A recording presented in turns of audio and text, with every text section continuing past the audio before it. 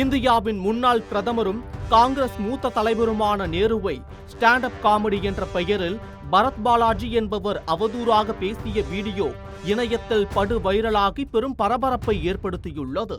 குறிப்பாக நேருவின் தனிப்பட்ட விஷயங்கள் குறித்தான தகவல்களை மற்ற கட்சியினர்கள் அவ்வப்போது திரித்து விமர்சனம் செய்து வருகின்றனர். மேலும் நேரு குறித்து இழிவாக பேசி அவதூறு பரப்பிய பரத் பாலாஜியை கைது செய்ய வேண்டும் என தமிழ்நாடு மாநில காங்கிரஸ் தலைவர் செல்வப்பெருந்தகை வலியுறுத்தியுள்ளார்.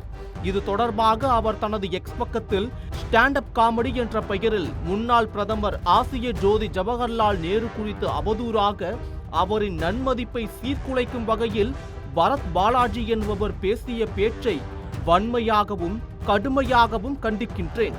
புகழ்பெற்ற தலைவர்களை பற்றி அவதூறாக பேசி விளம்பரம் தேடுவது வாடிக்கையாகிவிட்டது.